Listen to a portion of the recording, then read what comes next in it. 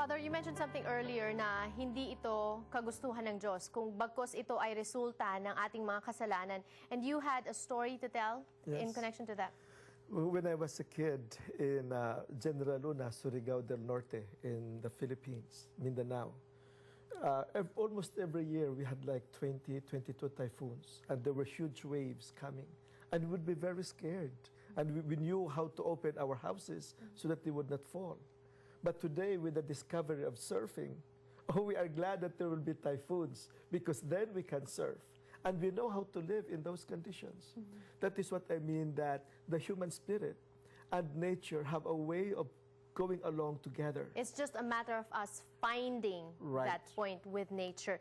A symbiotic relationship for the good, you know, one takes care of the other. Okay. We also have our phone lines open today on the show, and we have callers that are calling in with comments, questions, suggestions. One of them, kasama natin sa linya ng telepono, si Dennis. Magandang hapon sa iyo, Dennis.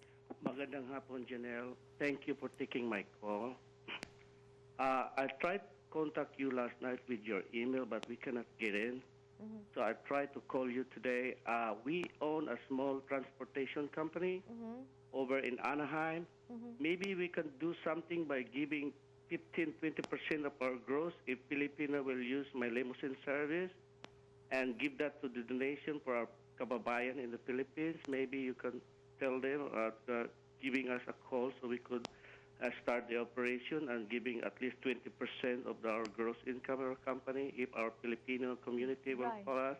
Thank you so much for volunteering that information and also trying to find. A lot of companies also are doing something in their own way. Di po ba, para makatulong sa ating mga kababayan. Our next caller is also on the line. Chit, magandang hapon sa iyo, Chit. Hello. Yes, you're on the air. Okay, Janelle, good afternoon. Itatanong ko lang kay Father Ben, bakit yung bang nangyari sa Pilipinas at saka yung nangyari sa Samoa, is it the sign of end of the world? End of the world, Father. Hindi po sign ng end of the world po yon. Ang end of the world po, wala po talagang nakakaalam. Ang alam lang natin, ito po ay resulta ng ating kakulangan ng pag-alaga sa kalikasan. Dahil po, ang inalagaan lang po natin kadalasan ay ang mga pansariling interes, basta lang makuha yung kailangan natin sa kalikasan at pabayaan ng alagaan siya. Kaya hindi po ito sign ng end of the world.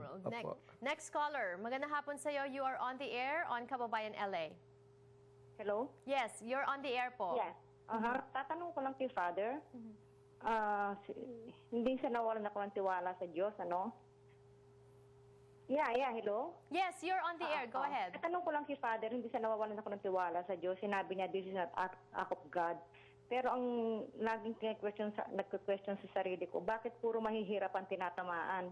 Yung mayayaman na handong pa rin sa kanilang mga malalaking bahay, hindi sila nagugutom, kumpleto sila. Pero itong mahihirap, sila ang laging tinatamaan ng kalamidad. Laging puro yung mahihirap lang. Tama po kayo. Kasi ang mahihirap po, siya po ang naghihirap sa panahon ng kaginhawaan at panahon ng kahirapan. Kasi ang mahihirap po ay pinagsasamantalahan. Instrumento po ng pag-unlad ng ilan. Kaya sana, kung ang puso ng bawat tao at ang istruktura ng ating pamamalakad ay nagbibigay sana ng tugon sa mga pangangailangan ng lahat ng tao, wala po sana tayong tinatawag na mahirap at mayaman. Pero sa Pilipinas po ngayon, ang mayaman po at mahirap, sila po talaga ay puro biktima. I know. That's what I was gonna say. Yung mga exclusive villages sa Cainta, exclusive villages sa Marikina, lahat po sila ay binaha, lahat po sila ay nahirapan. Kaya lang siguro sinasabi mo, Father, yung mga mahirap na, wala pa sa sitwasyon na ganito, mahirap na sila, pag nagkaroon pa ng ganitong calamity, mas nalulugmok siguro sa kahirapan. Unlike others na they have the means, they can check in at a hotel, they can stay with other friends and relatives. At saka, mabuti pong tingnan din natin ito in terms of dahil ang mga tao ngayon ay natatamaan ng parehong karanasan. We see that people are realizing more and more the need for them to reach out to others. So there is a positive way that is going on, that the generosity of people has found a way of being expressed concretely. So that people now are learning to discover their own humanity and their need for God and their need for one another. Exactly. Very well said, Father. We will be back with one more block and your last chance to talk to Father Ben today on the show. Don't go away and keep calling.